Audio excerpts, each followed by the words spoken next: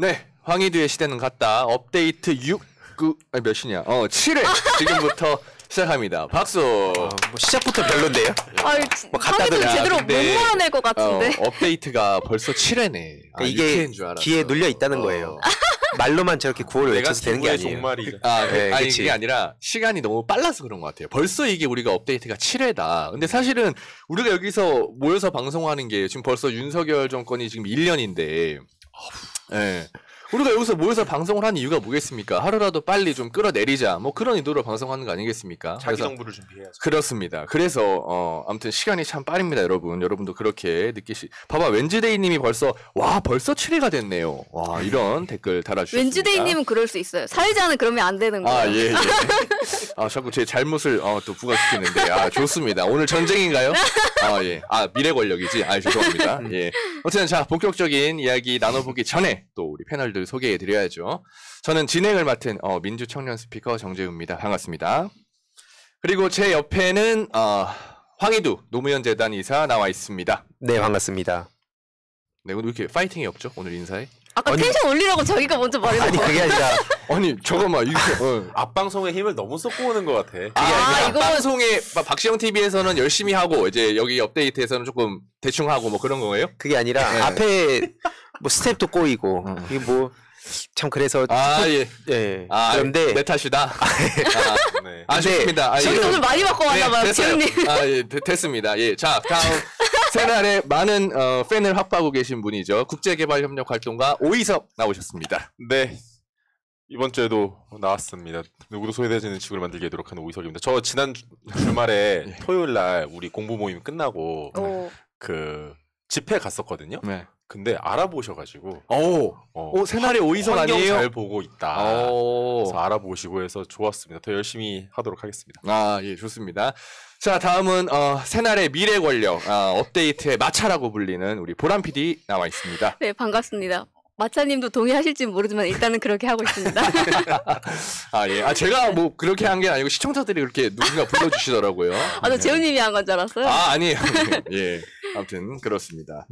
자, 오늘 뭐 큰 이슈 그러니까 오늘뿐만이 아니라 사실 큰 이슈들이 굉장히 많아요. 지금 뭐 친일 매국 뭐 그 이슈도 있고 뭐 정순신 사태도 있지만 그거는 요즘 좀 또 많이 묻힌 것도 있고 그게 또 벌써 묻혀? 그 큰 게? 너무 이슈가 많다 보니까 지금 뭐 그 120시간 노동부터 해가지고 뭐 노동계약부터 해서 오늘 또 국민의힘 전당대회 아무튼 여러 소식들이 겹쳐 있는데 또 본 주제에서 또 바로 얘기를 나눠보면 좋을 것 같아요. 자, 오늘 첫 순서가 우리 황희두의 스팀팩인가요? 네. 바로 넘어가 보도록 하겠습니다. 네, 황희두의 스팀팩 원래 준비한 주제가 있었는데 그 MWC 하고 주 69시간 이슈였는데 69시간 이슈는 좀 중요하니까 좀 뒤에 다루고 그 앞에 너무 중요한 게 터졌죠. 이거는 방송을 열심히 준비해놔도 그 이후에 워낙 큰 게 터져가지고 그 얘기를 안 하고 갈 수가 없을 것 같습니다. 그 앞에 아까 지금 전당대회 결과는 아마 보신 분들 다들 계시겠지만 지금 준비돼 있습니다. 네, 화면에 지금 뭐 하나 사진이 나올 겁니다. 이걸 보시면 뭐 디테일한 설명은 굳이 필요 없을 정도로 그냥 친윤계가 다 들어갔다. 친윤계의 싹쓸이. 그렇죠. 그리고 이준석계는 다 떨어졌다. 그래서 뭐 그렇게 보시면 될 것 같고 이걸 보면서 저는 막 심장이 계속 뛰더라고요. 하고 싶은 말도 많고 이런 타이밍에 자료를 많이 모아둬야 되거든요. 왜냐하면 캐비넷을 두둑히. 왜냐하면 지금 저기 사기가 꺾이고 있고 우린 지금 사기가 올라간 타이밍 아닙니까? 실컷 두들겨 맞을 땐 우리 지지자들이 그게 여론조사 결과로도 반영이 되는 거 아닙니까? 뭐 응답하다 그냥 끊어버리고 근데 지금 이렇게 됐을 때 치고 나갈 타이밍이다. 그렇다. 그리고 이 전선을 좀 바꿀 수 있는 타이밍이기 때문에 지금 그래서 막 심장이 뛰더라고요. 좀 어떻게 보셨는지 궁금합니다, 다들. 일단 저는 솔직히 이 정도까지는 예측을 못했어요. 그러니까 가도 결선은 가지 않을까. 아니 근데 새 후보, 그러니까 천하람, 안철수, 그 다음에 황교안 표를 전부 합쳐도 김기현은 안 될 정도로 이 정도까지 결과는 솔직히 굉장히 놀랬고 확실히 말씀해 주셨던 것처럼 우리가 어떻게 준비해야 되는지 좀 확실히 가기 위해서는 약간 그런 어차피 당대표는 김기현이라고 많은 분들이 예측하셨을 텐데 최고위원까지 저렇게 싹쓸이 할 줄은 예상을 많이 못하셨을 거라 생각해요. 맞아요. 특히 장해찬은. 그렇죠. 장해찬 씨는 될 것 같았어요. 그래요? 장해찬 씨는 사실 되는 상황이라고 봤는데 뭐 그 과정이 워낙 더티한 게 많이 드러났죠. 뭐 실존 인물로 야설 쓰고 뭐 몇몇 연예인들이 그래서 안 좋은 걸로 막 엮이기도 하고 그리고 불법 레이싱 논란도 터지고 했는데 그럼에도 불구하고 될 줄은 다들 알았지만 저 정도로 네. 압도적으로 될 줄은 몰랐다. 그러니까. 그리고 그게 있고 사실 지금 저 멤버들 중에 가장 눈에 띄는 사람이 태영호 씨 아니겠습니까? 최악이죠. 이제 국민의힘 민주당 이 색깔로 이거 어떻게 할 겁니까? 북한 앞에서 얘기하면 그러니까 태영호 씨는 자기 과거를 세탁하기 위해서 더 자극적으로 나설 거예요. 100%. 자기의 그 아킬레스건이라는 거 아니까 더 세게 얘기할 텐데 그러면 그럴수록 심리적으로. 그렇죠. 자기 그러니까 계속 앞장서가지고 이번에도 당장 그 논란에 대해서 뭐 김일성 전술이다. 그 3.1절 뭐 그 관련해서 논란되고 하니까 뭐 그런 얘기들 하고 그러니까 그런 막장스러운 모습으로 계속 가면 더더욱 국민들과는 동떨어지게 되는 이런 것도 하나 포인트라고 볼 수 있죠. 태영호는 좀 잘 봐야 되는 게 태영호가 외통위에 있잖아요. 그러면서 우리나라가 한 이런 ODA 같은 것들 엄청 국정감사에서 털어요. 이 사람이 국제 원조에 대해서 뭘 알아서 그 북한 외교관이었던 근데 상임위가 왜 거기 있는 거예요, 태영호는? 북한 외교관이었던 거라 우리나라 대한민국의 ODA, 그러니까 OECD에서도 선진국들만 하는 이 공화국들이 하고 있는 활동은 너무나 다른데 저 사람이 뭘 알고 항상 그 얘기를 하는지 좀 의문스러울 때가 많았고 특히 예를 들어서 미얀마 민주화 운동 같은 것들 그런 활동을 대한민국이 돕는다라고 하면 저 사람이 엄청 회박나요. 네. 왜냐하면 뭐 결과물이 나오는 게 당장 없으니까. 당연하지 지금 저 나라는 거의 나라를 잃은 상태인데 거기다가 돈을 준다고 무슨 성과가 나오겠습니까? 잘 싸우게 돕는 게 일인 거지. 근데 저 사람은 민주주의를 경험해 본 적 없고 그런 민주화 운동한다 그냥 빨갱이인 거죠. 저 사람 입장에서 다 잡아 죽여야 되는 거잖아. 그런 사람이 우리나라의 외교에 중요한 역할을 맡고 있고 게다가 최고위원까지 가고 있는 건 대한민국에 있어서 큰 수치다라고 저는 생각합니다. 진짜 하나의 포인트일 수 있겠다. 예. 태영호가 독재 정권에서 온 사람이잖아요. 지금 독재 정권이니까 자기랑 좀 잘 맞지 않을까. 앞장 서가지고 청년단처럼 하면 되는 거예요. 그냥 지금 그런 걸 하고 있지 않나 생각해요. 근데 태영호 의원이 그 심지어 강남에서 배지를 달았던 것도 뭐 이게 그냥 지금 이 순간에선 그냥 넘어갔지만 역사의 기록이 될 때 굉장히 끔찍한 역사로 기록이 될 텐데 뭐 어쨌든 저긴 누가 나와도 배지를 단다 뭐 이런 얘기도 있는 만큼 태영호 씨도 자기의 그 다음 재선을 위해서 또 발버둥을 칠 거고 그러면 그렇죠. 그럴수록 국민들과 동떨어진 얘기들이 더 나올 테니 이제 그것도 하나 관전 포인트고 그것도 밀착막하는 사람이 나와야 된다라는 게 하나 생각이고 그리고 뭐 당대표는 지금 땅대표라 불립니다. 이게 김기현 땅대표 뭐 이런 게 예를 들어서 민주당 갤러리라든지 DC에 이런 유쾌한 젊은 층들이 많이 있어요. 근데 그동안은 이 밈 싸움에서 상대적으로 좀 밀려 보였던 게 그럴 만한 소스도 많이 없었고 또 실제로 사기 저하될 만한 포인트들이 많았는데 지금은 이제 저쪽 그 펜코 쪽이 완전히 이 전선이 흐트러지고 있고 앞으로 윤석열 정부에 누구보다 앞장서 갖고 때릴 사람들일 겁니다. 그 이유는 이제 조금 이따 더 말씀드리겠지만 중요한 건 이런 타이밍들을 민주당에서도 놓치면 안 된다. 이것도 하나 중요하다고 봐요. 민주당을 그냥 제가 뭐 니네 똑같아 이런 의미에서 말하는 게 아니라 몇 가지 그 포인트들이 있을 때 치고 들어갈 수 있는 타이밍인 거죠. 그렇죠. 근데 게임 하셔서 아시겠지만 그 타이밍을 놓치면 같은 병력이 싸운다던가 같은 전략을 그대로 간다 하더라도 완전 결과가 달라져요. 그 0.1초 차이에. 그러니까 이런 지금 중요한 분기점에 서 있다. 라는 걸 일단 한 번 더 강조를 해야 될 것 같아요. 그 막대기만 꽂아놔도 되는 그런 지역들은 특히 검사 출신이나 뭐 측근들이 노리고 있을 테니까요. 많이 틈이 벌어질 거라고 생각합니다. 특히 그 경북 쪽, 대구 경북 쪽이 그게 되게 크다잖아요. 그러니까 그쪽에선 지역에서 계속 그 성장한 정치인들이 있고 당선 가능성이 매우 높으니까 윤석열 측에선 검사 출신을 막 갖다 꽂을 텐데 그러면 그 사람들이 가만히 있겠냐. 그쵸. 소위 말하는 사자 들어가는 사람들은 정치가 아니라도 먹고 살 수 있기 때문에 일단 그냥 다른 쪽으로 갔다가 오고 막 이런 경우가 있는데 그 안에서 계속 할 수 있는 게 정치밖에 없는 사람들을 갑자기 낙하산으로 검찰 꽂아갖고 그렇게 내보낸다 그러면 그 사람들 절대 가만 안 있습니다. 뭐 무소속으로 나오든 막 기자회견을 하든 이제 그런 포인트들도 우리가 좀 볼 필요가 있다. 그런 차원에서 거기도 관전 포인트다 말씀드리고 싶고 그리고 결국에는 이 온라인 제가 항상 그 강조하는 온라인 쪽도 한번 펜코가 원래 마음에 안 들어서 안 보셨던 분들은 지금 한번 들어가 보시면 이거 재밌는 소스도 많이 나오고 특히 뭐 이 지금 이슈랑 연결되는 게 또 69시간입니다. 오늘 오전에 원래 이 결과가 아니었으면 엄청 장작이 짚혀졌을 이슈 지금 뭐 사진 하나 나올 텐데 이 화면에 나오고 있죠. 누군지 다들 아시죠? 성일종 국민의힘 정책위 의장입니다. 근데 이 사람이 이 2030 청년들로 다들 좋아했다. 뭘 좋아했다 했냐? 주 69시간을 청년들도 좋아하더라. 2030 청년들 저 아저씨 모를걸? 맞겠죠. 저 온라인 쪽을 제가 그리고 봐도 저걸 좋아하는 청년들은 거의 못 봤거든요. 근데 일부 있겠지만 쓰시는 그 언어가 2030 막 뭐 청년들은 뭐 좌파가 어쩌고 막 이런 얘기를 하는 사람들이 그 청년이라 볼 수 있을까? 막 좌파식 어쩌고 저쩌고 이렇게 하는데 뭐 아무튼 그래서 반응도 한번 가져왔습니다. 제가 그냥 뭐 내피셜 아니냐라고 할 수 있어서 반응을 보시면 아시겠지만 장난 아니에요. 뭐 내용 뭐 하나하나 다 지금 읽을 상황은 안 되지만 뭐 보시면은 뭐 책임감 없어 보인다부터 해서 아직도 70년대에 살고 있다든지 도대체 뭘 보고 저런 판단을 하냐. 그러니까 기본적으로 청년이 좋아한다 그러면 뭐 얘기를 듣고 한 얘기일 거 아니에요? 그게 아니면 뇌피셜이 되는 거니까. 그럼 누가 저런 얘기하냐. 지금 지도부로 치면 이제 장예찬 씨라든지 김병민 씨라든지 그런 분들이 주로 이런 얘기 많이 하겠죠.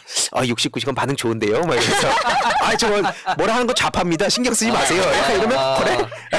빠르게 가 이거. 그치. 온라인에서 저희가 뭐 대관도 하고 뭐 여러분들이 댓글에도 신경을 많이 쓰실 텐데 이럴 때 왜냐면 실제로 펜코에서도 윤석열을 비판하는 댓글들이 많기 때문에 근데 또 이런 분들이 있을 수 있어요. 뭐냐면 나는 여기에 찬성하지 않더라도 와 우리 윤석열과 가가 69시간을 넘어서 120시간까지 해야 된다. 각하 만세 이런 댓글을 적으시고 싶으신 분들이 계실 수도 있습니다. 왜냐면 그런 댓글을 보면은 사람들이 더 거부감이 느껴지거든요. 그러니까 저도 되게 재밌게 본 게 원래 그러니까 이 김기현이 저렇게 압도적으로 될 거라는 거 많은 사람들이 예상을 했잖아요. 그러니까 그것만 있었으면 그냥 차라리 나는 총선 때 어디도 투표를 안 하려고 했는데 이게 69시간까지 겹치니까 너무 열애받아서 민주당을 찍겠다. 지금 실제로 펜코에서 그런 이야기들이 나오고 있더라고요. 그러니까 물론 디테일하게 가면 이제 그걸 보고 민주당이 찍는다라고 우리가 생각하면 안 되긴 해요. 그렇지.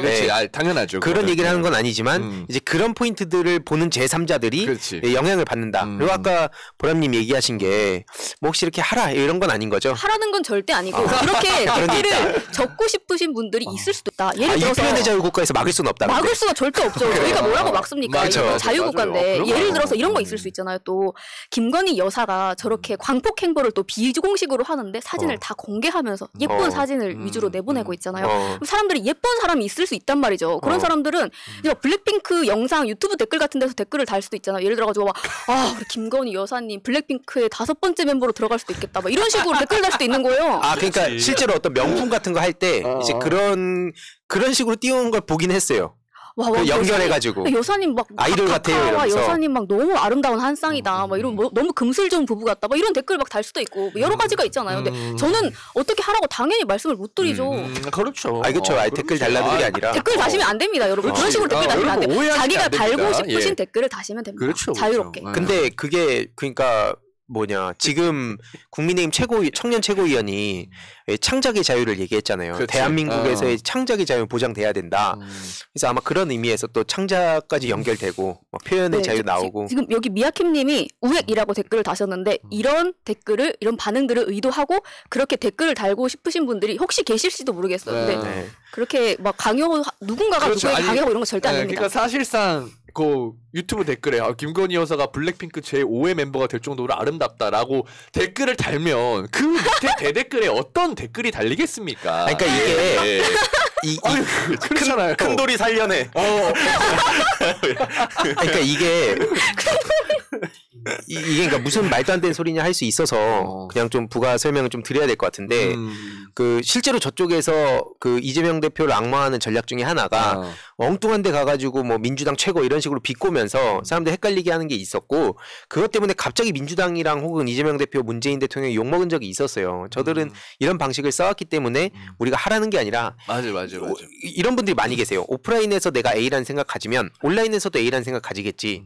하지만 온라인에서는 예를 들어서 제가 뭐 70살 할아버지일 수도 있고 10대 청소년일 수도 있고 모르는 거지. 누구나 여기저기서 굉장히 그 다중인격을 가진 사람 많아요.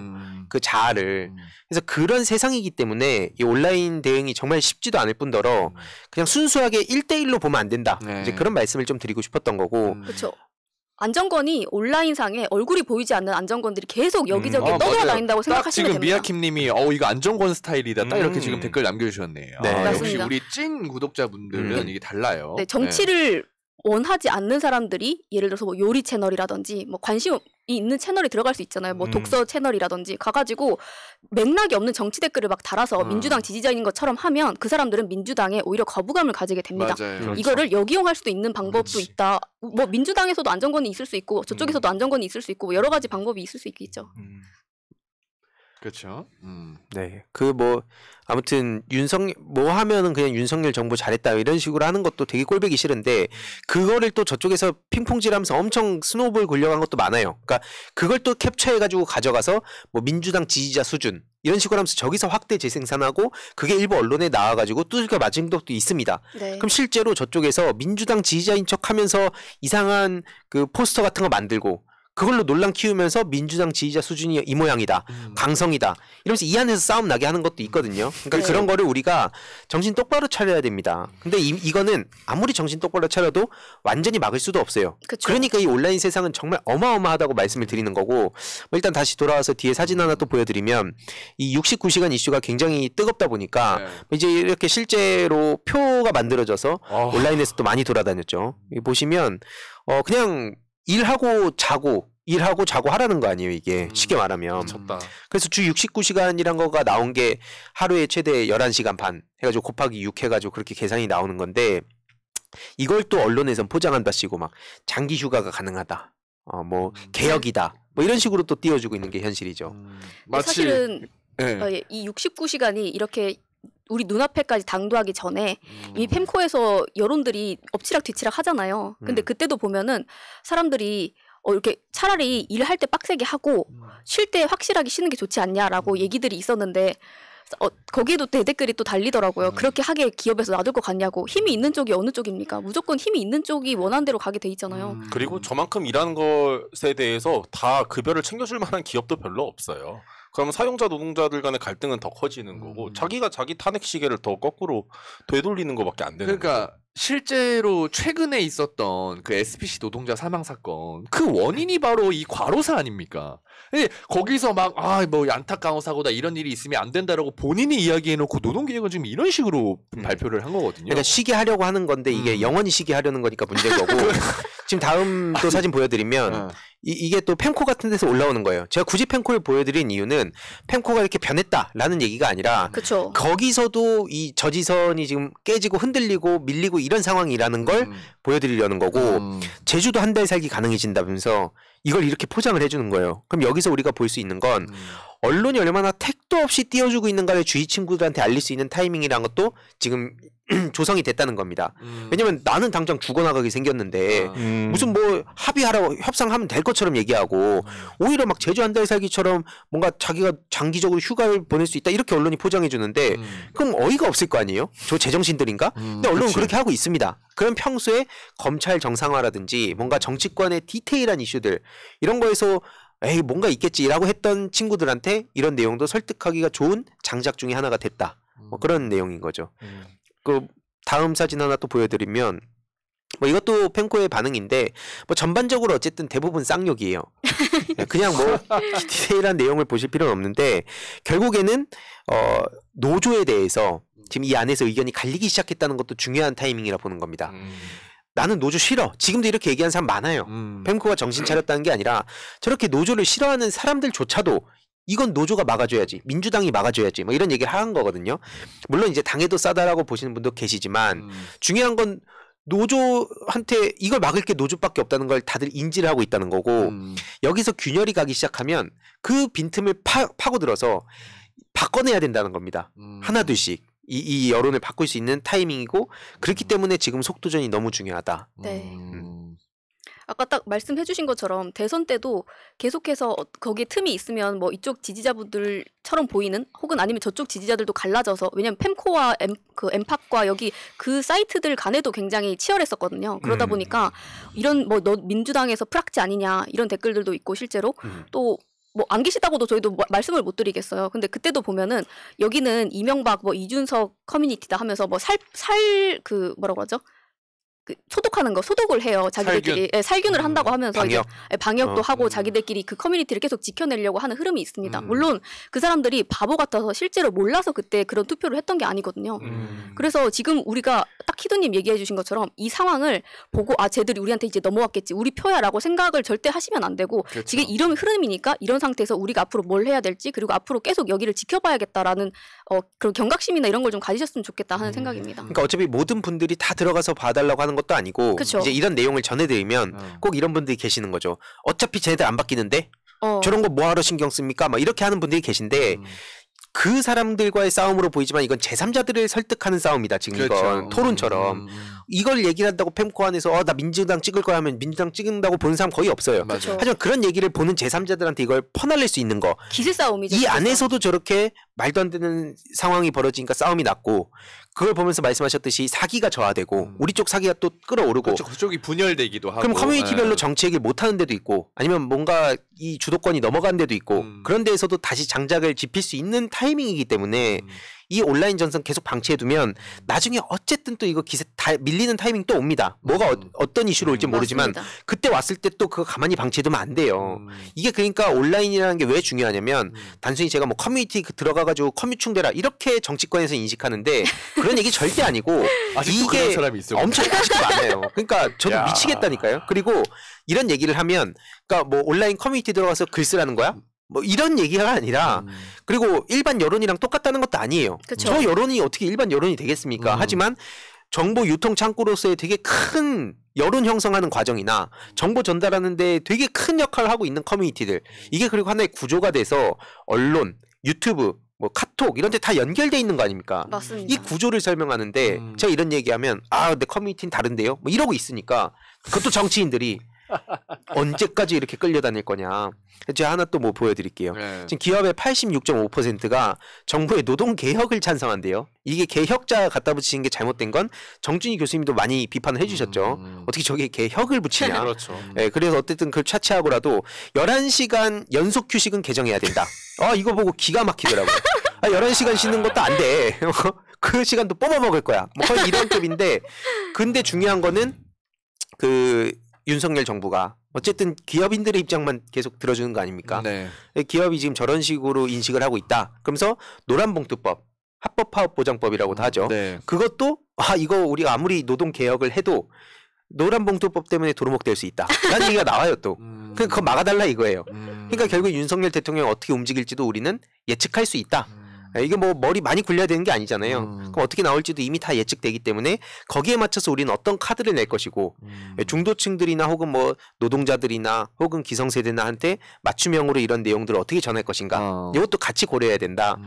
좀 사진 하나 마지막으로 보여드리면 지금 뭐 노동시간에 대해서는 이미 많은 설명이 있었죠. 네. 한국인들은 계속 그 안에 영혼까지 갈아 넣어가지고 그냥 진짜 계속 일만 시키고 근데 거기에 따른 또 돈도 제대로 안 주고 그러니까 우리가 얘기 좀 들어달라라고 노동자들이 목소리 내면 그 시간 질질 끌면서 막 시민들 불편 초래하고 있다.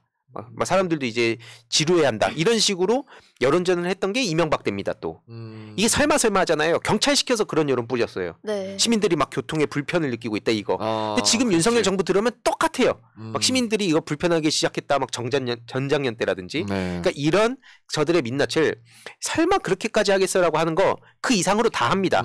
그 전제하에 우리는 싸우는 거고 여기서 혼자 꽃밭에 사는 사람처럼 이런 건 다 나쁩니다. 우리가 아무리 이런 게 있어도 우리는 원칙으로 막 어려울 때는 원칙으로 근데 이게 맞는 때도 있지만 이거 원칙으로 하면 어떻게 뚫을 거냐 물어보면 아무도 대답 못해요. 그거에 대해서 이거 원칙으로 어떻게 뚫어갑니까 저걸 작정하고 사람 죽이겠다고 이재명 대표 죽이겠다고 사방에서 난리치고 있는데 그렇지만 우린 달라야 됩니다. 이런 얘기하면 당신은 그럼 어떻게 돌파할 건지 얘기라도 해달라 그러면 그렇게 살지 않았으면 되지 뭐 이런 사람들이 있어요. 자기가 죽을 게 아니니까 그런 거야. 그러니까.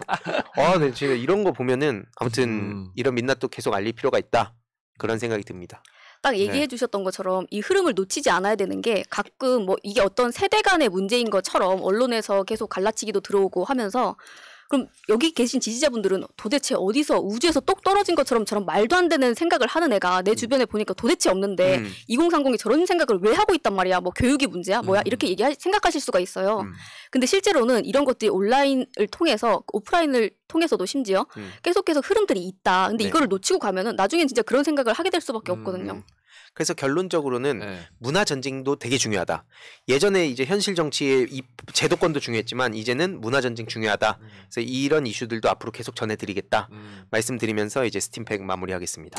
좋습니다. 사랑맘님이 네 분 모두 힘내시고 우리 진영의 보문입니다. 이렇게 슈퍼챗도 보내주셨네요. 감사합니다.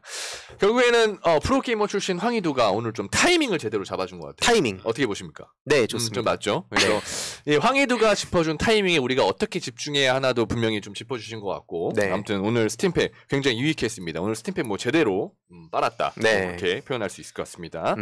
자, 다음 순서로 넘어가 보도록 할게요. 자, 가시죠. 네, 쇼 미더 월드 시작하겠습니다. 점점 올라가고 있어요. 점점 올라가네요. 오를 대로 올랐습니다. 네. 오늘은 간단한 해외 토픽들도 좀 준비를 했는데요. 우선 캐나다에서 AI를 이용한 보이스피싱 범죄가 일어났다는 소식을 영국 더 타임즈가 보도를 했습니다. 그거 충격적이던데요. 네, 이게 지금 전부터 우려가 많았죠. 근데 결국 현실에서 벌어지고 말았습니다. 일단 부모님한테 간단하게 상황을 설명을 드리자면 부모님한테 전화가 걸려옵니다. 그래서 저 당신의 아들의 변호사예요. 아들이 교통사고로 미국인 외교관을 숨지게 해서 지금 수감돼 있다. 그러면서 아들을 딱 바꿔줬어요. 근데 아들 목소리인 겁니다. 전화해서. 그쵸. 전화를 통해서 그랬는데 그러면서 다음날 법원 심리가 있으니까 그 전까지 2천만 원을 송금해달라. 그래서 보냈다고 합니다. 근데 이게 알고 보니까 나중에 보이스피싱이었던 거죠. 근데 여기에 대해서 어떻게 목소리를 그 해당 사람의 목소리를 수집을 해야 되잖아요. 근데 거기에 대해서는 어떻게 경로가 된 건지는 확인이 안 되고 있습니다. 근데 뭐 음성 사서함에 35초짜리 이런 음성 메시지가 있었다고는 하는데 이 AI의 위력이 어느 정도까지 되는 것인가 이런 생각을 또 해보게 되고 최근에 한국에서는 그 이런 AI 기술을 도입한 보이스피싱 차단 앱을 개발했다. 뭐 이런 단신도 있더라고요. 근데 상용화 가능성이나 등등 주목을 한번 해보고 다음에 소개를 해드리도록 하겠습니다. 왜냐면 지난주에 희두님이 여기에 대해서 주제를 가져와서 얘기를 해주셨는데 개인정보를 이용한 범죄에 또 이렇게 인공지능 기술까지 고도화가 되면 어떻게 대응을 해야 될지도 계속 눈여겨봐야 될 것 같습니다. 그러니까 이게 아마 지금 뭐 급한 거 많은데 뭐 이런 얘기 하는 분도 계실지 모르겠지만 이게 진짜 중요한 민생 문제랑 연결되잖아요. 그때도 제가 말씀드렸지만 실제 사례 얘기했었잖아요. 그렇죠. 뭐 카카오톡으로 실제 대출 사기라든지 지인 사칭, 특히 그 기성세대 분들 대상으로 해가지고 엄마 막 뭐 나 큰일 났어 막 이런 식으로 그러면 무슨 일이냐. 그렇죠. 근데 거기엔 특히 전화로 목소리까지 들으면 더 신뢰도가 올라갈 테고 이게 차기 정부에서 해결해야 될 민생 문제 중에 하나라고 봅니다. 범죄 문제이자 민생 문제라고 할 수 있겠죠. 그러니까 굉장히 중요하다고 보는 게 우리 업데이트 코너가 사실 청년 코너지만 우리 시청자분들은 또 청년만 계시지 않을 거잖아요. 연령대가 다양하실 텐데 이런 것들이 사실 디지털 취약 세대라고 하는 분들한테는 더 왜냐면 기술은 발전하는데 날로 교묘해지고 사기 방법은 근데 그런 취약 세대 분들은 이런 거를 어디서 이야기를 해주지 않으면 사실 모르는 거잖아요. 그 방법도 그렇고 그래서 그런 점에 있어서 굉장히 좀 중요한 내용인 것 같아요. 배우 임시완 씨 다들 아시죠? 미생 아닌가? 맞아요. 핸드폰을 떨어뜨렸을 뿐인데 스마트폰을 떨어뜨렸을 뿐인데 그거 보시면 정말 충격적인 내용들이 많이 나옵니다. 근데 진짜 그냥 쉽게 말해서 핸드폰 하나 떨어뜨렸고 그걸 다른 사람이 찾아줘서 연락하고 그 과정이에요. 핸드폰 떨어뜨리는 경우 종종 있잖아요. 근데 그 이후로 벌어지는 엄청난 나비 효과. 이게 그러니까 설마 할 수 있지만 그 영화 한 편 시간 나시면 꼭 보시면 좋을 것 같아요. 이게 엄청난 경각심을 주고 지금은 충분히 그런 시대까지 왔다. 이걸 보여주는 장면이거든요. 네, 실제로 이 지난번에도 그때 얘기해 주셨을 때 그런 말씀을 저희가 드렸었는데 뭐냐면 보이스피싱은 그렇게 범죄를 저지르는 사람들이 나쁜 거지 절대 걸리는 분들이 뭐 어리석거나 바보 같아서가 아닙니다. 왜냐면 몇 년 전에 당했던 제 지인의 지인분도 어떤 식으로 당했냐면 사이트 자체가 농협 사이트인데 그걸 그렇게 그것처럼 만든 거죠. 그런 식으로 굉장히 그때도 이미 고도화가 돼 있었는데 이제 AI 기술까지 접목을 시키기 시작했다. 되게 잘 만들고 우리가 옛날에 생각하는 올드한 방식의 그냥 뭐 링크 누르면 이게 아니라 이제는 뭐 클릭을 안 해도 막 되는 거라든지 별별 방법들 다 있어요. 점점 뭐 호기심을 자극한다든지 뭐 그런 게 있더라고요. 그렇죠. 뭐 그것도 되게 그냥 친근하게 접근하기 때문에 여기에 맞는 또 대응 방법도 찾아야 되고 복잡합니다. 네. 변희사 정변님께서 아이폰이면 대략 안심이다 이거 보이스피싱. 일국의 장관이 보직한 바로 그 폰. 근데 제가 정변님 되게 좋아하지만 이게 그 사람의 아이폰일 때만 되더라고요. 그럼 그거 박혜영 씨 그 따라하다가 갔어요 지금. 다른 사람의 아이폰은 그냥 갈 수 있고 유일하게 일국의 장관 아이폰만 모든 게 방어가 된다. 펠로폰네스 전쟁 이렇게 끼고 가는 사람만 되는. 아무나 못하잖아요 그거. 럭셔리 자파님은 정변을 탄핵하라. 말씀하시는 분도 계시네요. 예. 왜 탄핵해요 갑자기? 럭셔리 하시네. 어디로? 아니 분위기가 좋았습니다. 정변님 저희 방송에 자주 출연해 주시면 감사하겠습니다. 예. 제가 언급해 드릴게요. 예. 가시죠. 이어서 하시죠. 네, 다음으로 최근에 영국 케임브리지대에서는 김대중 대통령 체류 30주년을 기념해서 민주화와 한류의 관계를 모색하는 학술 행사가 있었습니다. 네, 와 이거 한류의 사진 띄워주시면은 한류의 과거와 현재 미래에 관한 심포지엄입니다. 제목에서부터 정말 많은 거를 담고 있죠. 네, 김대중 대통령이 되시기 전에 대선 패배 후에 93년도에 방문연구원으로 머물렀었고 또 2001년도에는 케임브리지대에서 명예 박사학위를 받았다고 하네요. 근데 7, 80년대에는 뭐 다들 아시겠지만 민주화 운동의 아이콘이었고 또 김대중 대통령이 정말 이루신 업적이 많지만 제임시의 한국 문화 정책을 통해서 한국의 이런 창의성을 고양하는 데 크게 기여를 하셨잖아요. 그래서 케임브리지 대학이 김대중 대통령의 이런 유산을 기념하기 위해 열리는 심포지엄에는 한류의 실천가와 학자들이 모두 모일 예정이라고 했고 그 다음 사진 또 바로 띄워주시면은 체류 실제로 30주년 심포지엄. 체류했었다는 체류했었다는 거를 기념하는. 30주년 기념.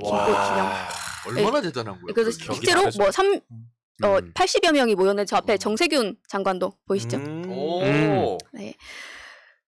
뭐 많은 분들이 김대중 대통령을 뭐 존경하시기도 하지만 국내에서는 김대중 대통령에 대해서 너무 평가절하돼 있다고 개인적으로 생각하고 있는데 오히려 외국에서는 뭐 넬슨 만델라 얘기가 나오고 또 때로는 넬슨 만델라보다도 더 높이 평가받는다는 얘기도 들립니다. 그래서 실제로 이해찬 대표님 회고록을 한번 보시면은 당시에 미국 클린턴 대통령이 김대중 대통령을 얼마나 존경했었는지 나오고 있거든요. 한번 보시면 좋을 것 같습니다. 이게 실제로 문재인 대통령께서도 몇 차례 말씀하셨는데 그 앞에 계셨던 김대중 노무현 대통령 같은 분들이 외교를 되게 잘하시고 그런 존경받는 지도자가 되면 이게 다음 세대의 그 대통령들이 국정 운영하고 외교 막 펼칠 때도 엄청난 영향을 준다. 그래서 막 바이든 가이드라인이 되는 거구나. 그렇죠. 그럼 바이든도 이렇게 막 넥타이도 하고 오고 막 존경 표시하고 이런 게 다 연결되는 겁니다. 그러니까 돌아가셨지만 살아계신 거나 마찬가지인. 그래서 그 정신이 중요한 거고 그러니까 이 정신으로 청년들이 어떻게 이어갈까 이걸 또 고민해야 되는 건데 맞습니다. 아까 거기도 정세균 총리님 오셨는데 화면에 또 노무현재단 이사장님이시죠. 저희 이사장님이십니다. 네. 또 빨대꽃을 아니 저희 노무현재단 저 수료할 때 그 수료증을 정세균 총리님한테 받았습니다. 노무현재가 그 리더십 학교 5기 출신이거든요. 예. 어쩌라는. 아니 민주주의의 어떤 이 발전에 있어서 그 과정을 수료했다는 겁니다. 뭔 상관이라니요. 제가 그 공부해서 이 민주 진영에 또 이재명 대표 지키고 뭐 그거 하려는 거 아니겠습니까? 김대중 제가? 대통령 그리고 뭐 노무현 대통령, 문진 대통령 그리고 지금 이재명 대표까지 이어지는 그 맥을 같이 하고 있다 이렇게 얘기를 해주시는 거죠. 보람 PD는 제대로 아시네. 안 그럼 제가 여기 왜 있습니까? 예. 빵이도 따라서 코인 빨고. 몇 초 뭐냐? 요즘에 계속 어디 해외 뉴스만 보면 되게 참혹했잖아요. 뭐 몇 초 만나고 와서 정상회담 했다고 구라치고. 네, 맞아요. 그런 거 보다가 저희 얘기 보니까 체류하셨던 건데 그걸 기념하는 행사 그것도 30년 후에 열릴 정도를 보니까 뭔가 환기가 되네요. 그렇죠. 머리가 좀 맑아지는 느낌이랄까? 맞아요. 오히려 한국에서는 아까 말씀드린 것처럼 좀 평가절하됐다는 느낌까지 받을 정도로 그리고 오늘날 이 윤석열 정부 현재 아까 우리가 자유국이다 이렇게 얘기를 했지만 이런 자유와 창의성이 억압당하는 이런 검찰 왕국에 대해서 또 생각해보지 않을 수가 없고요. 자유와 창의성 하면 사실 빼놓을 수 없는 분이 김대중 대통령이죠. 그렇죠. 자유는 그냥 인생, 그 성함 자체의 자유라는 게 같이 간다고 보는 거고 자유와 민주주의. 창의성이라는 것도 기존에 막 제3세계라는 책을 읽으시면서 또 IT 강국, 문화 강국 그래서 또 자유를 누구보다 보장해 주셨던 분 아닙니까? 지원은 하되 간섭하지 말라. 근데 지금은 지원도 안 하고 간섭만 한다. 완전 이게 반대로 돼서 바뀌었네. 그렇죠. 너무 이상하게 가고 있어요. 아까 말씀해 주신 것처럼 저희가 어떻게 보면은 이 문화 강국에 대한 것도 김대중 대통령이 우리나라의 유산으로 계속 끌어오는 거거든요. 당장 10년 전만 생각해보더라도 네. 우리나라 이렇게 어디 외국 나갔을 때 저도 한 10년 전에 외국 나가보면은 처음에 일본인이냐고 먼저 물어보고 그다음 아니라고 하면 중국인이라고 물어봅니다. 근데 지금 외국 나가면 그다음에 이제 한국인이냐고 한국을 이렇게, 그때는 물어보지 않을 때도 있었어요. 네, 물어보지 않을 때도 있어요. 실수했으니까 세 번 실수하긴 좀 그렇잖아. 그래서 일리 있어요. 그게 불과 10년 전이거든요. 뭐 제가 나이가 많은 사람은 아니잖아요. 그렇게 그래서 뭐 라떼는 이런 말 하고 싶진 않지만 당장 그리고 몇 년 전에만 해도 그게 라떼는 이기죠. 다들 그렇게 얘기하죠. 저희 학창 시절을 조용히 하시고요. 저희 학창 시절을 떠올려 보세요. 저희 학창 시절에 세계 여행 다녀본 사람들이 많지 않아서 그때 당시에 저 한비아 씨 책 읽고 막 그랬거든요. 네. 그런 과거가 있습니다. 또. 근데 지금 오늘날 외국에 나가 보세요. 얼마나 많은 사람들이 또 한국 문화를 선망을 하고 한국어를 배우려고 하고 그렇게 하고 있습니까? 근데 맞아요. 한편으로는 또 네, 해외에서나 막 이렇게 길어지고 있다고 하니까 좀 다행이기도 하고 그래서 여러 생각이 들더라고요. 그러니까 저는 이게 되게 아쉬운 게 아까 만델라라든지 혹은 뭐 링컨 등등 되게 많은 이 분들이 계시잖아요. 근데 한국이다 보니까 그리고 비교적 최근 인물이다 보니까 상대적으로 저평가되는 게 너무 큰 것 같아요. 그리고 특히 이 노무현 대통령께서 이명박 때문에 되게 끔찍한 일들 많이 당하셨고 그쵸. 그래서 되게 많은 분들이 결집을 해 계신 상황인데 그 뿌리가 결국엔 다 이어지는 게 김대중 대통령으로 연결되는데 한국에서 김대중 정신을 어떻게 알릴 것이냐. 저 청소년들을 만나서 얘기를 들어보면 너무 먼 느낌이 있고 그리고 너무 높은 분 박학다식하고 약간 진짜 정치 천재다 이런 분도 이런 얘기도 많이 나오잖아요. 그러니까 접근성이 되게 높더라고요. 그리고 이거는 그냥 제 개인적인 의견입니다만 김대중 대통령의 옆에 위시하시던 이제 분들이 계시잖아요, 민주당에. 근데 그런 분들이 현재 보이시는 모습들이 좀 현실에 있는 지지자들과 좀 괴리감이 있을 때가 좀 있지 않았나 하는 생각이 좀 많이 들어서 그 부분도 좀 있지 않을까 하는 아쉬움도 있어요. 안타까움이기도 하고. 그러니까 결국에는 이게 막 정치를 디테일하게 모르더라도 뭐 이게 뭐 예를 들어서 어떤 그룹이고 뭐 이런 거랑 떠나서라도 워낙 높으면서도 먼 느낌. 그래서 그걸 어떻게 낮추냐 이런 것도 하나 있고 뭐 그 계파가 아니더라도 되게 그 행사 같은 데 가면 너무 연세가 많은 분들이 많이 계신다. 근데 여기서는 또 청년들이 오길 바래요. 저도 김대중 정치학교를 수업을 수료를 했는데 거기 계신 분들도 비슷한 고민을 갖고 계십니다.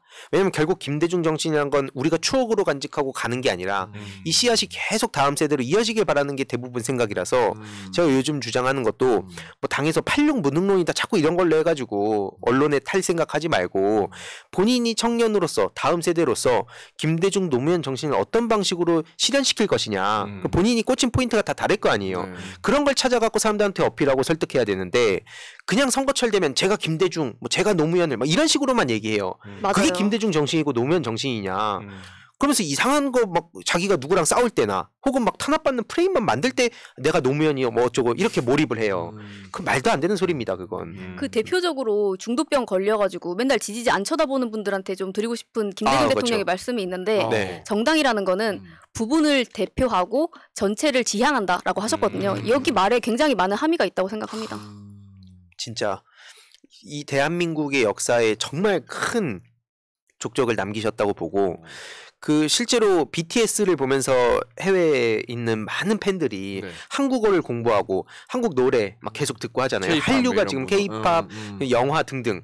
근데 그 뿌리를 쭉 타고 가다 보면 결국 김대중 대통령이 계신 거거든요. 그리고 이게 문화라든지 IT뿐만 아니라 뭐 국민 기초생활보장제라든지 이 진짜 거리에서 목숨 잃고 돌아가시고 하던 분들 아무도 쳐다보지 않을 때 오로지 성장만 외칠 때 그때 그런 분들 챙겨야 된다면서 엄청난 저항에도 불구하고 현실 타협점을 찾은 약간 정책적으로도 그렇죠. 그러니까 무조건 낭만적인 얘기만 하는 게 아니라 그래서 그때 당시에 그 진보 일각에서도 엄청 비판을 많이 받으셨어요. 근데 그게 IMF라는 상황이라든지 그래서 신자유주의의 그 흐름 속에서 현실적으로 내가 할 수 있는 걸 어떻게 할 것인가 이걸 굉장히 많이 고민하신 분이라서 그래서 저는 진짜 상상을 하면서 얼마나 힘드셨을까. 근데 그럼에도 불구하고 또 이런 족적을 남기신 게 정말 대단하기도 하고 신기하기도 하고 생전에 한번 배웠으면 어땠을까. 막 이런 생각도 많이 드는 분입니다. 딱 말씀하신 게 서생의 문제의식과 상인의 현실 감각인 그렇죠. 거죠. 서문상현. 네, 맞습니다. 이거에 대해서 앞으로 우리가 잘 계승을 해나가야겠죠. 네. 그러니까 그리고 이게 따로따로 가는 것 같아요. 보면. 서생적 문제의식. 다음 주에 갖고 와서 다시 얘기하겠습니다. 제 주제가 있는데 의성님한테 시간을 넘겨드려야 돼가지고. 주제가 있구나. 네, 제 해외 특집을 두 개 가져온 거고 또 주제를 하나 해보겠습니다. 또 있어요. 네, 이거 굉장히 간단하고 짧게 쉽게 설명을 드리겠습니다. 예. 네. 최근에 윤석열이 일본에 대한 저는 이게 사실 굴종 외교도 아니고 굴종 매국이라고 표현을 해야 될 것 같은데 이제 기레기들에 의하면은 소위 윤석열의 결단, 구국의 결단이죠 이건. 근데 이미 새날의 다른 코너에서도 많이 얘기를 하셨고 또 일본이 최근에 유엔에 가서 1월달에 이제 징용 노동자 유입 경로가 다양하다, 강제 노동이 아니다 주장을 했는데 이게 1월에 유엔 인권회에 가서 이런 얘기를 떠들고 온 거예요. 근데 여기에 대해서 이게 얼마나 말이 안 되는 건지는 이미 뭐 추미애 장관님 등도 메시지를 이렇게 내셨고 새날에서도 다른 코너에서 이미 했기 때문에 네. 오늘은 이 국제사회를 보는 데 있어서 계속 나오고 있는 유엔에 대해서 간단하게 좀 말씀을 드리고 가면 어떨까 쉽게 설명을 하려고 준비를 했습니다. 네. 아시는 분들도 많이 계시겠지만 네. 모르시는 분들을 위해서 굉장히 쉽게 준비를 했어요. 네, 일단 힘이 제일 센 일지 5개국이 있어요. 네. 미국, 중국, 영국, 프랑스, 러시아 이 5개국을 상임이사국이라고 합니다. 얘네들은 안 바뀌어요. 그리고 그 밑에 바뀐 적이 있긴 해요. 처음엔 대만이었는데 대만에서 중국으로 바뀌었죠. 대만이 강제 탈퇴처럼 이제 되고. 예. 네, 2차 세계대전 승전국들이죠. 말하자면. 근데 얘네들이 데리고 다니는 애들이 있는데 10개국인데 이거는 지정이 아니라 돌아가면서 합니다. 임기가 정해져 있고 이게 비상임 이사국이라고 합니다. 네. 이렇게 15개국이 하는 회의를 유엔 안보이사회, 유엔 안보리 많이 들어보셨잖아요. 네. 이렇게 얘기를 하고 있는데 유엔 안보리에서 결의한 것들을 회원국들은 지켜야 돼요. 아니면 지키는 척이라도 하든지. 근데 그게 싫으면은 이제 이거를 지킬 거, 우리가 지켜야 될 거를 정하기 전에 통과되는 것을 막을 수 있는 방법이 있는데요.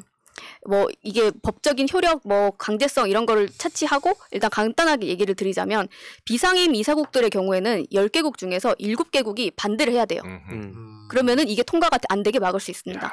그런데 상임 이사국 5개 국가들은 이 나라들 중에 한 나라만 반대를 해도 이게 거부권 사용이 가능해요. 네. 그러니까 상임 이사국의 힘이 굉장히 막강한 거죠. 이게 말하자면은 힘이 센 일진들이 선도부 완장을 차고 얘기를 하는 거예요. 우리는 세계 평화와 안전을 보장하고 국제 협력을 증진하기 위해 설립된 국제 기구야. 이렇게. 말로는 그렇게 하는데 미얀마에서 쿠데타 일어난 것에 대해서 유엔 차원에서 안보리 차원에서 지원하자라고 결의하려고 하니까 중국, 러시아 계속 비토권 쓰면서 반대하잖아요. 네. 네. 말로만 그렇고 쉽지 않죠. 맞습니다. 사실은 평화인데 표면적인 평화인 거죠. 그들이 말하는 정의하는 평화인 거죠. 근데 이후에 당연히 이런 막강한 상임 이사국이 되려는 나라들이 있었겠죠. 그런데 이 상임 이사국에 들어가는 것을 막기 위한 연합이 또 있어요. UFC라고. 예를 들면은 지금 일본이 지금도 이렇게 깡패 짓을 하고 다니고 있는데 이걸 막아야 되잖아요. 상임 이사국까지 달면 또 어떻게 되겠습니까? 그래서 우리나라도 그 막기 위한 연합인 UFC에 들어가 있습니다. 근데 방금 말씀드린 것처럼 뭐 일본이 이렇게 선생님 앞에서 착한 척도 하고 이렇게 선도 완장 달라고 이제 계속 노력을 하고 있잖아요. 부모님 모셔서 로비도 하고 뭐 그 중에 일진 중에 하나가 무슨 일이라도 이제 나면은 그 자리 내가 차지하려고 계속 드릉드릉 하고 있는데 솔직히 선생님 입장에서는 이제 선도가 누가 되고 일진이 누가 되고 관심 없고 그냥 뭐 센 놈이 뭐 누가 되고 상관없고 그냥 나 편하게 해주는 사람이 제일인 거잖아요. 그러다 보니까 국제사회가 철저하게 이렇게 힘의 논리로 돌아가는 거거든요. 근데 그러다 보니까 이제 반에 다른 아까 말씀드린 거 미얀마 같은 상황이라던가 다른 학생들이 이제 괴로워져도 뭐 어떻게 하겠어요. 힘센 일진들이 이미 선두부까지 다 하고 선생들까지 다 장악하고 있는데 어떻게 하겠습니까? 아무리 학폭을 당해서 이걸 뭐 인권위에 뭐 여기다 넣든 저기다 넣든 뭐 이게 의미가 없어지는 거거든요. 근데 이런 치열한 싸움에 이제 일본 같은 경우에는 미국에 찰싹 달라붙어서 우리가 봤을 때는 저 발등도 핥고 있는 거 아니냐 이렇게 하고 있지만 이 미국이 힘이 떨어지면은 이제 아시아 세계 패권을 주려고 지금 호시탐탐 노리는 중이거든요. 그리고 미국은 또 뭐 일본이 그러는 거 뭐 모르겠으니까 이 사람들이. 근데 뭐 힘이 붙여서 혼자서는 중국 제압이 안 되니까 어떻게든 다른 나라 여기저기 나랑 편먹자 하고 있고 있는 상황이고 이제 중국 같은 경우에는 지금 특히 미국과 패권 전쟁을 하면서 최근에는 대만과 물리적 긴장까지 계속 얘기가 나오고 세계가 주목하게 만들고 있는 상황이잖아요.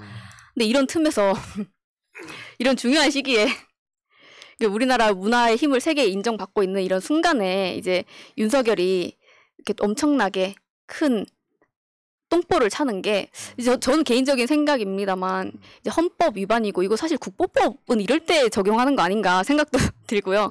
뭐 배임이나 뭐 직무유기 사실 사용할 수 있는 모든 법적인 걸 지금 위배하고 있는 게 오히려 윤석열이 아닌가 이런 생각이 많이 듭니다. 일본하고 너무 차이가 많이 나는 게 사실 일본 같은 경우는 전번에도 몇 번 말씀드린 적이 있었던 것 같긴 한데 국력이 이젠 다 했잖아요. 근데 계속해서 유지되고 있는 비결은 국력이 강성했을 때 전 세계를 다니면서 자기 편을 되게 많이 만들어놨다는 거죠. 맞습니다. 그러니까 진짜 제3세계 정말 여기 사람이 살까 싶은 지역에 갔는데 꽤 괜찮은 다리가 있네? 그러면 일본이 지어준 거야. 그런 게 무수히 많아요. 그러니까 이런 중요한 국제사회에서 의사결정이 있을 때 그 제3세계 국가들이 일본을 많이 지지해주죠. 근데 반면에 지금 윤석열 정부 어떻게 하고 있느냐. 최근에 아프리카 가서 우리가 열심히 원조하겠다라고 얘기했죠. 그러면서 뒤에다가 붙이는 게 그러니까 부산 엑스포 우리나라 지지해줘. 수가 너무 다르잖아요. 그쵸. 모든 외교는 국익이고 이런 국제개발 ODA 다 국익 맞아요.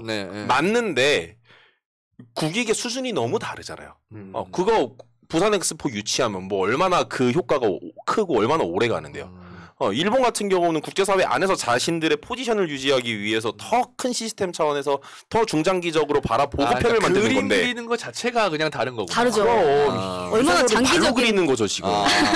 실제로 아까 비상임 이사국 10개국은 돌아가면서 한다고 했잖아요. 비상임 이사국 중에 그걸 제일 많이 한 게 비상임 이사국 중에는 일본이에요. 그만큼 자기 에너지들을 그런 데다 국제사회에 많이 쏟고 있다는 얘기인 거죠. 그럼요. 인정받기 중국도 위해서. 그런 거 되게 많이 하잖아요. 지금 인프라 깔아주고. 맞습니다. 그게 좋은 의미로 하는 게 아니라. 그렇죠. 네. 그래서 아무튼 식민화. 그렇죠.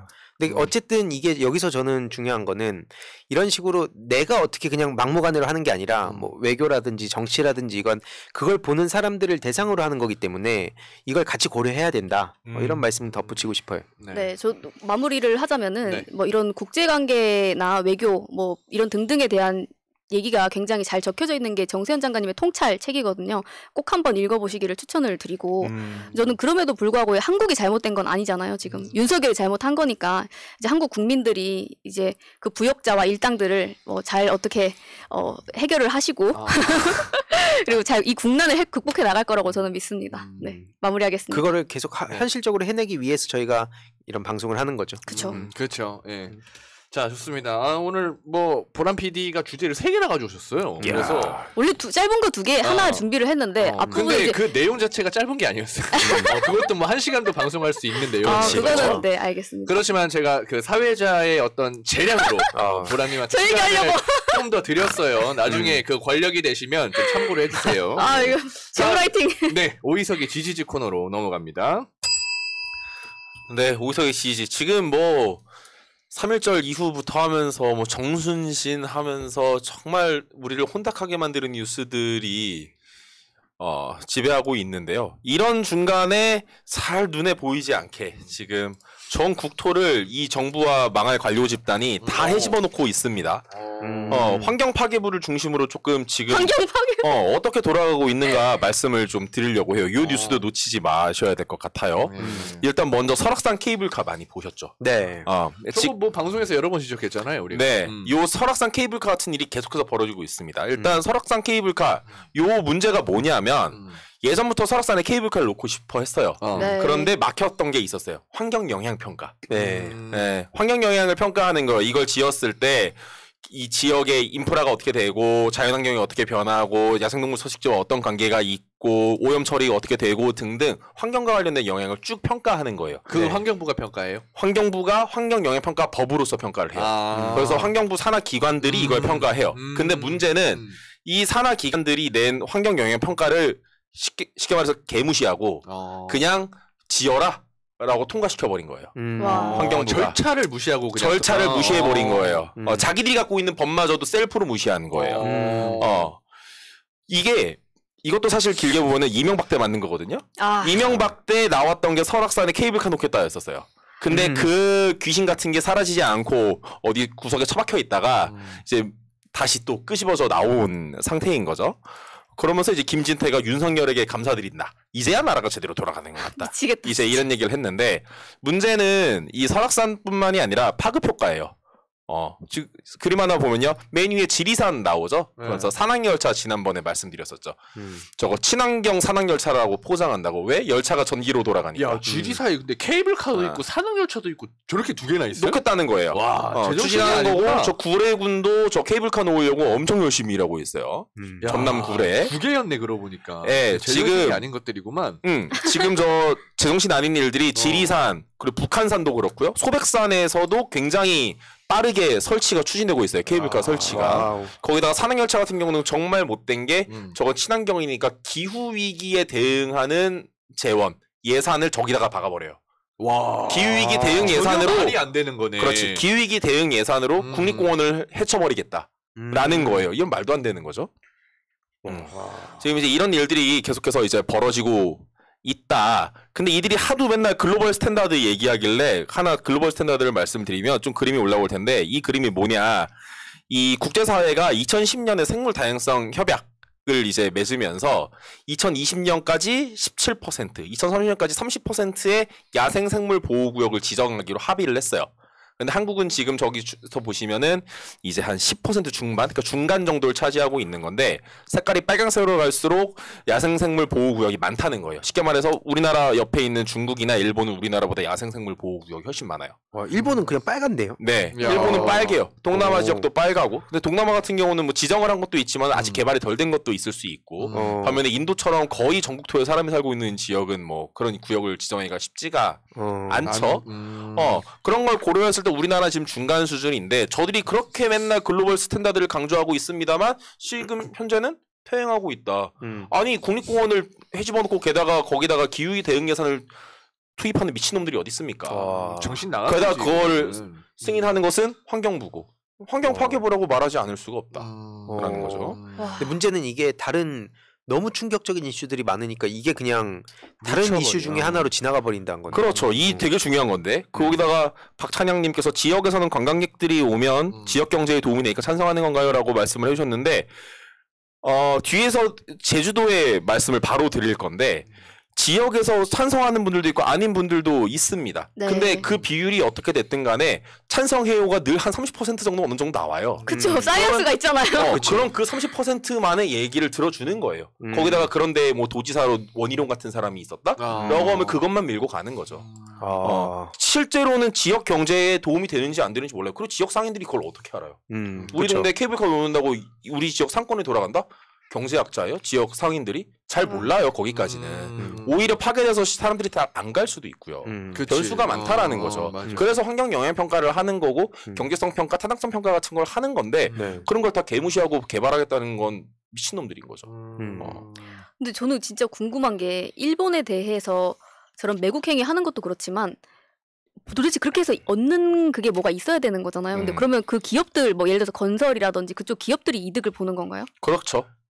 일단 현재 국민의힘을 중심으로 한 우리나라의 이 수구 세력의 뒤에는 화석연료, 건설, 원자력 같은 세력들의 지원이 빠방하죠. 이들이 갖고 있는 게 언론사고 이들이 돈을 밀어주는 게 국회에 있는 국짐위원들이고 이들이 밀어주는 게 기존 대기업들이고 어디 연구소들 그 관변단체 같은 곳들 이기 때문에 자기들의 이익을 위해서 저들은 아주 철저하게 건설을 밀어붙이고 있는 거죠. 아니 그 옛날에 실제로 그 왜 재생에너지를 대한민국에 깔려고 했을 때 그 땅도 좁지만 그 지역이나 어떤 그 주위의 허가 절차가 굉장히 복잡해서 재생에너지가 안 깔린다. 왜냐면 맞아요.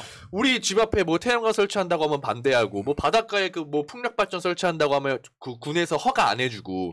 근데 그런 절차들이 재생에너지 할 때는 그렇게 타이트하더니 왜 이런 그 뭐 원자력이나 이런 거 할 때는 좀 그런가. 그렇죠.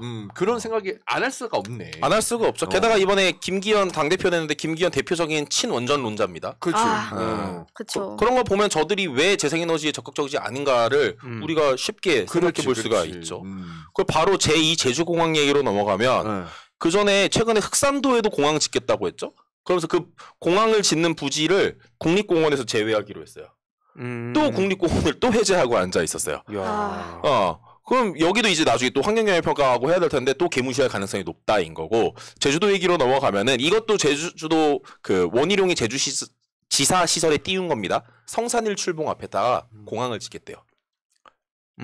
성산일 출구가 바로 앞에다가. 네네네네. 제2 공항을 짓겠다는 거고 지금 그림이 하나 올라올 텐데 이것도 계속해서 안 된다 했었어요. 안 된다 했었는데 이번에 환경부가 또 오케이를 냈네. 또 오케이를 냈어요. 이 명분은 그거예요. 제주도 지금 현재 공항 하나 있잖아요. 이 공항 자체가 포화 상태이기 때문에 공항이 더 필요하다라는 게 이제 명분인 거예요. 그런데 그림이 하나 올라오면은 제주 공항보다 제주도가 포화라고요. 오버 투어리즘의 상징이 됐습니다. 제주도는 하와이보다 2배가 많대잖아요. 지금도 제주도 가보면 쓰레기 처리 안 되고요. 하수 처리 안 되고 쓰레기들이 우리 무슨 원자력 발전소 가면 핵 연료봉 쌓아놓잖아요. 처리 안 돼서 그렇게 쌓아놨어요. 실제로 그렇더라고요. 네, 섬에 그냥 올라가 있고 우도나 이런 해변가 가면은 쓰레기 천지입니다. 우도 놀러 갔다가 열이 뻗쳐가지고 아니 그러니까 그 해변가나 관광지뿐만 아니라 그 지나가는 도로 있잖아요. 그냥 뭐 숲길 도로라든지 이런 도로 밖에 그 창문 열고 보면 쓰레기가 그냥 전부 있어요. 왜냐면 차로 지나가다가 이제 밖으로 이렇게 하나씩 던지는 거야. 근데 다음부터 하지 마세요 그런 거. 아니 내가 한 게 아니라 아주 딱 걸리기만 해봐. 아니 저는 그런 짓 안 하죠. 민주 시민인데 앞으로는 안 하는 걸로. 근데 저번에 보니까 제주도에 뭐 몇 개월 살기, 한 달 살기 이런 도전하시는 분들 있으셨잖아요. 근데 아까 그 나왔던 거요? 아까 그 나왔던 거 그거 꿈꾸고 가는 사람들도 그쵸, 있겠죠. 근데 실제로 그렇게 가서 생계랑 연결이 안 되다 보니까 포기하고 다시 돌아오시는 분들이 그렇게 많다는 거예요. 지금 지역 소멸 얘기도 많이 있는데 말하자면 먹고 쓰고 버리고 할 그런 투어리스트들 이런 관광객들만 계속 그 제주도에 가서 오염을 시키고 있고 그걸 제대로 치우고 뭐 건사하고 있는 게 안 되는 상황인 거잖아요. 그렇죠. 오히려 시민들은 떠나고 있고요. 그 지역에 뭐 세이브 제주 바다라든지 이런 자체 지역 이제 조직들이 생기면서 해변 쓰레기 플로깅을 한다든지 처리하고 있습니다. 그걸로 되겠습니까? 안 되죠. 불충분하죠. 그리고 지금 이 공항을 짓는 거에 대해서 그림 하나 올라올 텐데 주민들에게 이미 설문조사를 몇 번 했었어요. 그리고 반대가 절반이 그냥 넘어가요. 그리고 최근에 또 했는데 여전히 반대하고 있어요. 8년 전에 했었고 이번에 또 했는데 계속해서 반대하고 있어요. 주민들은. 근데 저 34%의 찬성은 어떻게 저렇게 많이 나올까? 사이언스인가요? 사이언스죠. 아니면은 자기 동네에 공항 생기면 약간 집값 오르고 뭐 이런 건가? 아무튼. 예. 그러니까 주민들은 아예 저 제주도에 있는 주민들 중에 3분의 1 이상은 이미 예전에 반대를 했었고 그 마음 지금도 같으니까 주민투표든 뭐든 하지 마 그냥 반대야. 가 33분의 1이고 그 다음은 주민투표라도 해 다시 한번 하자 그때 하면은 주민투표를 아직은 안 했으니까 해보자 난 그때 반대할게 공식적으로 어쨌든 반대가 훨씬 많다라는 건데 지금 문제는 원희룡이 국토부로 갔다라는 거죠. 그러니까요. 그렇게 연결되니까 그러면서 환경영향을 개무시하고 짓겠다라는 거예요. 그랬더니 환경부는 조건부 승인이긴 해요. 그 항공기의 소음이나 법적 보호동물에 대한 계획이 명확하다면 승인하겠다라고 조건부로 찬성을 했습니다만 이게 문제가 아니에요. 왜냐하면 이 공항을 지으려면은 제주도에 굴이 많잖아요. 만장굴 이런. 네. 이 성산일 출봉 일대에 굴을 다 메워버려야 돼요. 시멘트로. 왜냐하면 지반이 연약하기 때문에. 거기다가 여기 성산일 출봉 바닷가잖아요. 해수면 상승 문제라든지 하면 지반 더 약해지거든요. 네. 그럼 장기적으로 이 공항을 어떻게 잘 쓸 거예요? 장기적으로 또 쓰임새도 없죠. 게다가 국민의힘의 한기호 북핵 위기 대응 특별위원회 위원장이 전에 이런 말을 했었죠. 핵무기 배치하겠다. 그 인간이구나. 네. 그러면서 제주도에 공항을 만든다면 전시에 활용할 수 있는 정도로 북한의 핵을 억제하는 데 필요할 정도로 만들면 좋겠다라고 얘기했더니 제주도민들은 이제 뒤집어지는 거죠. 그러면 강정에 해군 기지하고 여기에 공군 기지하면 여긴 군사 기지야? 하는 짓이 지금 이승만이랑 똑같아요.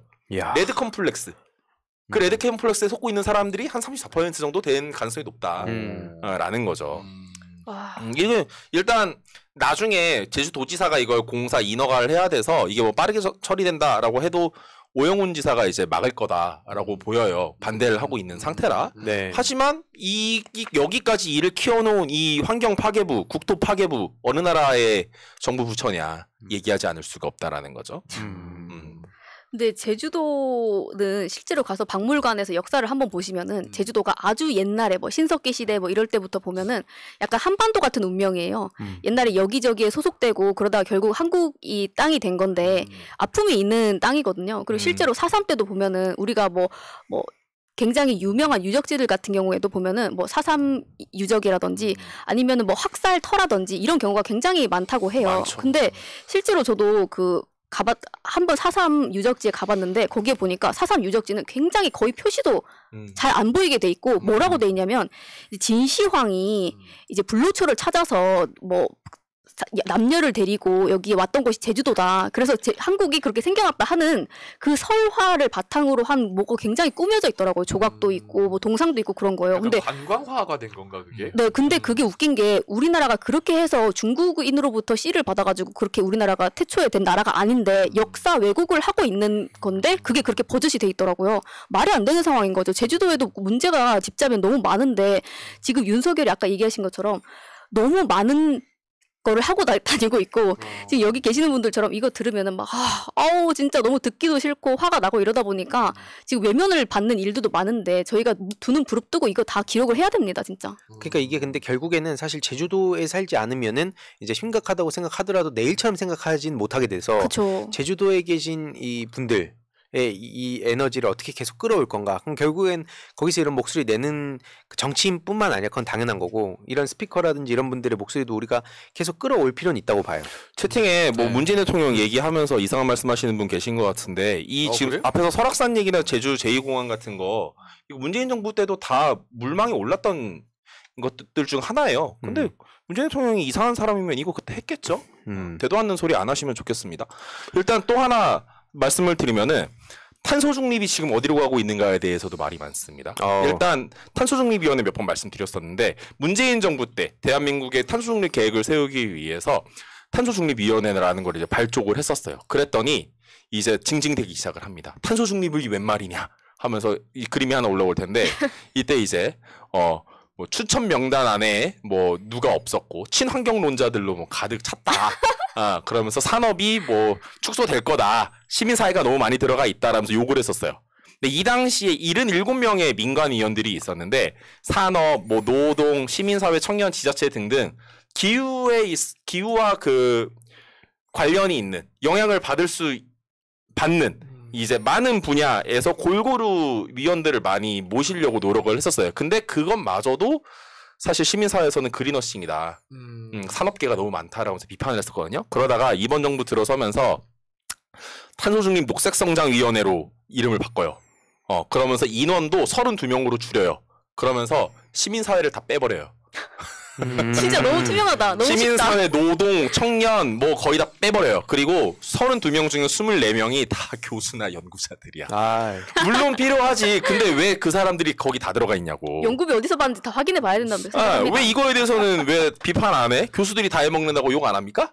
시민사회가 다 해먹는다고 욕하더니 그런 탄소중립 녹색성장위원회, 그린워싱위원회인데요. 지금 일명이 탄노기가 이 일을 밀실에서 처리하고 있다는 기사가 하나 떴어요.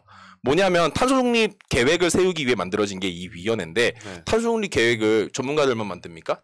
민주주의 국가에 그런 게 어디 있어요? 당연히 그렇죠. 절차를 거쳐야죠. 시민공청회 하고 의견 받고 같이 만들어 가야죠. 그런데 문제가 나오죠. 산업계만 만나고 있다. 공청회는 열지도 않고 있고 3월 25일까지 기본계획이 나와야 되는데 시민 참여 절차가 전혀 예정된 것도 없다.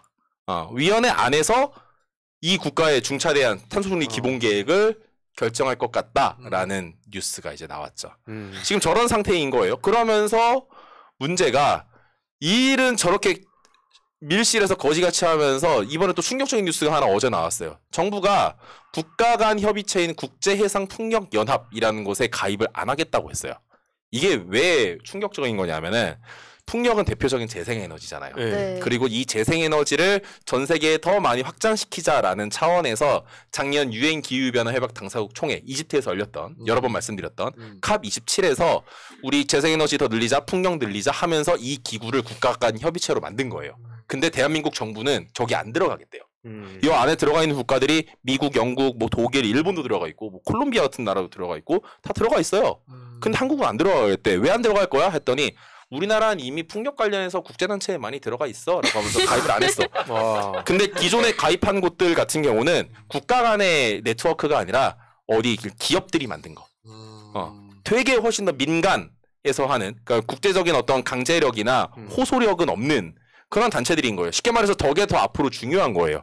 왜냐하면 저 국제해상풍력연합에서 앞으로 어떤 해상풍력에 대한 기준을 만든다든지 가이드라인을 만든다든지 하면서 그 끌고 갈 앞에서 리드를 할 그룹이거든요. 근데 우리나라 정부는 저기 안 들어가겠다라고 선언한 답도 없는 이제 일이 이제 벌어졌다. 이 일도 못하면서 곤조는 더럽게 부리고 잘난 척을 더럽게 하고 있다. 그러면서 국가의 미래는 송두리째 지금 벗겨먹고 있다라는 것이 현 정부, 뭐 국토부, 기재부 그리고 환경파괴부 같은 관료 집단들이 이제 되고 있다라는 거죠.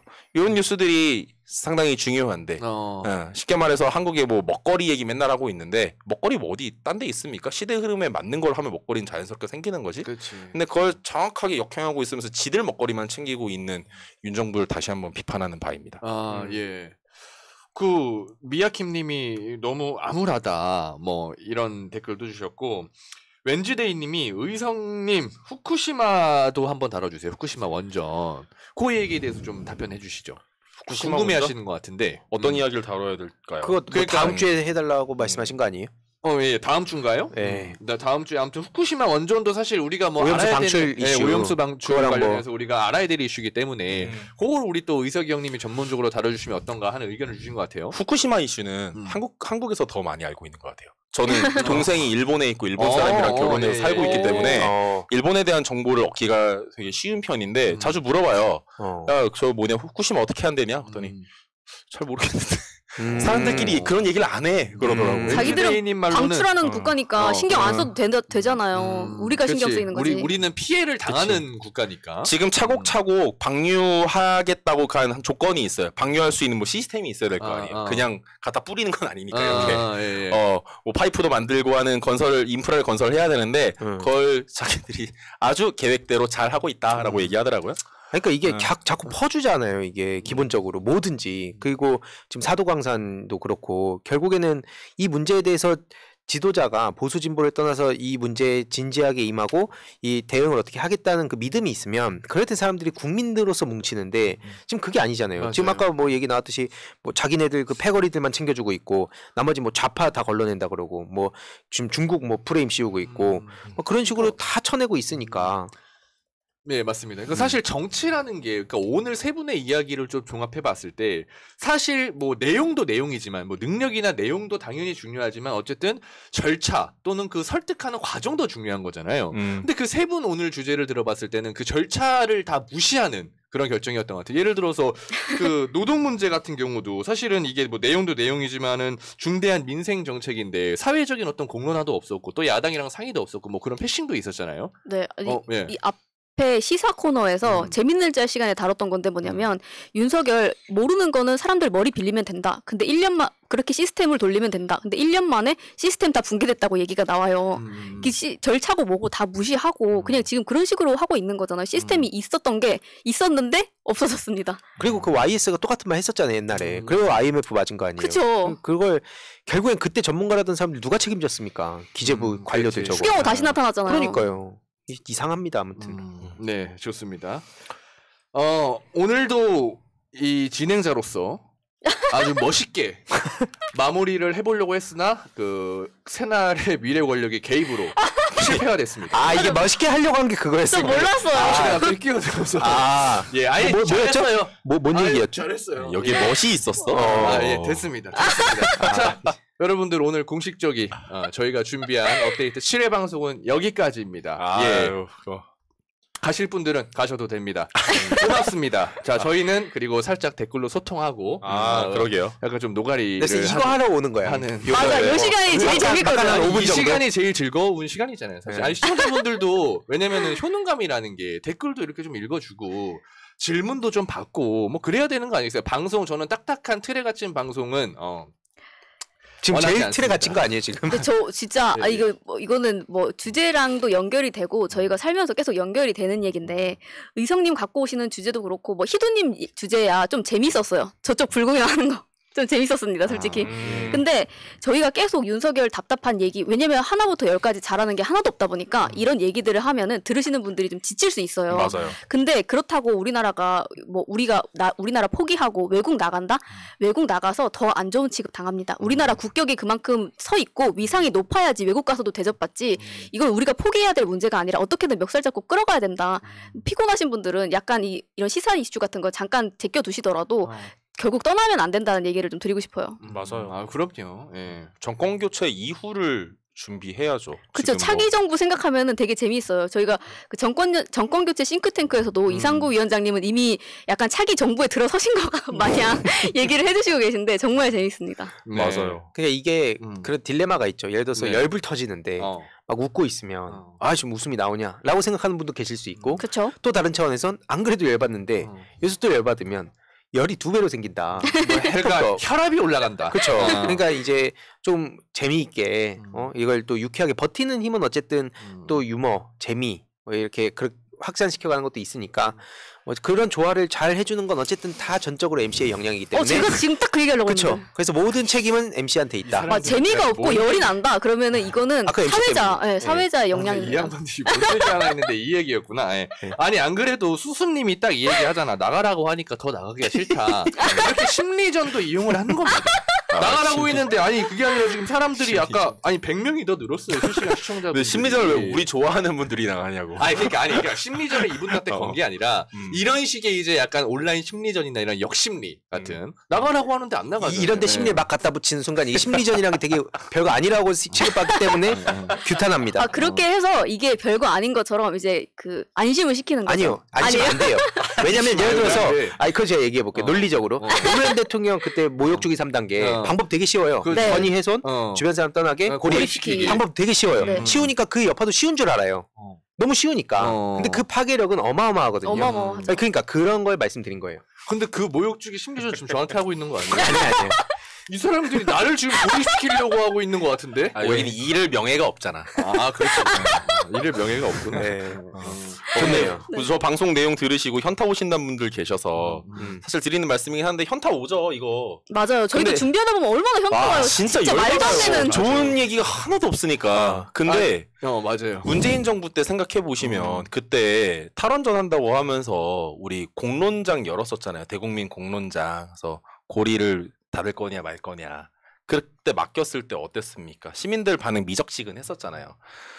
그 왜일까? 그 전부터 머리가 절여졌으니까. 원자력 완전하다고 생각했고 나와 무관한 얘기라고 생각했었으니까. 근데 지금 정부 쏙 바뀌면서 보니까 바로 어떤가요? 전기요금 관련해서 손도 못 쓰죠. 핵발전 카르텔 다 또 수면 위에 올라와서 지들끼리 이 콩고물 나눠 먹고 있죠. 또 이런 사태 나오잖아요. 그렇기 때문에 이럴 때 얘기 우리끼리 미리미리 해놓고 준비해야 이후에 정권 교체했을 때 결국은 탈원전은 갈 거고요. 재생에너지는 많이 가야 되고요. 탄소중립 넘어서 기후위기 등 생태문명으로 넘어가는 시대는 결국 펼쳐질 수밖에 없어요. 그때 우리가 그때 역량을 발휘할 수 있으니까 이런 시기에 심각한 얘기지만 웃으면서 우리끼리 계속해서 준비해 나가야죠. 여기 채팅창에서 뭐 그냥 하소연도 좀 하시고 이런 얘기를 충분히 적으시고 그러니까 여기다 편하게 뭐 패널들한테 궁금한 거나 아니면 뭐 화나는 거, 뭐 우울한 거, 뭐 연애 상담도 좋습니다. 아무거나 올려서 제가 읽어드릴게요. 사회자님한테 하세요. 사회자님한테. 저한테 욕만 안 하시면 됩니다. 예. 아무튼 예 그렇습니다. 큰돌이는 잘 있나? 뭐해라 쿤동산님 안 그래도 쿤동산님 안녕하세요. 예 큰돌이 방사능 개예요. 큰돌이 바로 잡아먹히지 않았어요? 쪄졌죠. 바로 쪄졌지. 그렇죠. 아무튼. 야, 그것도 되게 쉬운 일이 아닌데. 이름 붙이고 잡아먹는 거 쉬운 거 아닌데. 그렇죠. 정상적인 이 사고는 아닌 것 같아. 사페 느낌 낭낭하죠. 아니 어떻게 그 개를 들고 약간 돋보이고 싶은 욕심이 너무 과하다 못해 정신적에 조금 이게 뭐 왜요? 할 말 없으면 끝내도 돼요. 예. 네. 근데 예. 아니 자기 멘트 채우느라 지금. 그러니까 아니 뭐 멘트. 아니 나 분명히 가실 분들은 가시라고 얘기했는데 저도 가도 돼요. 그럼. 가도 돼요. 가도 됩니다. 우리도 가자. 앉아 뭐. PD님 가세요. 방송할게. 자 시키실 분들 계신가요? 예. 아무튼 알았어요. 진짜 일어나셨어요. 자 오늘 왜냐면 또 PD님이 일어나셨어요 방금. PD님도 계시고 하니까 나중에 이거는 저희 개인 방송에서 개인 다들 유튜브 채널이 있으니까요. 아무튼 수수님 난 안 간다. 근데 진짜 안 나가시네 진짜. 더 늘었다니까요. 아무튼 여러분들 좋습니다. 사실 근데 한마디만 더 할게. 끝날 건데 지금 이 각자의 주제보다 이 시간을 더 기다리시는 분들이 계실 수도 있어요. 그런 분들은 끝까지 남아주세요. 그렇죠. 그런 분들 끝까지 남아주세요. 저희가 항상 이런 타임을 무조건 갖겠습니다. 제가 아파도 못 나와도 이 시간은 꼭 갖도록 하겠으니까 여러분들 많이 사랑해 주세요. 나 그러면 하나 마지막 마무리할 때 그걸로 마무리했으면 좋겠어요. 주제로 보신 분들 1번, 이거 재밌는 분 2번. 그리고 나중에 다음 주에 한번 얘기해 봅시다. 이거 무조건 1번이 많이 나와. 이거는 잠깐만 한 10화 정도 됐을 때 본 주제가 재밌냐 아니면 본 주제 없이 그냥 우리끼리 편하게 이렇게 소통하는 소위 말하는 노가리 타임이 재밌냐 1번 2번 투표 여러분들 10화쯤에 제가 받을게요. 지금 말씀드렸으니까 지금 이미 올라와요. 지금 올라와. 1번 자 김태훈님 1번 둘 다 3번 가면 안 돼? 둘 다 3번? 아 웃겨. 수수님은 아까 안 나가신다고 하더니 1번.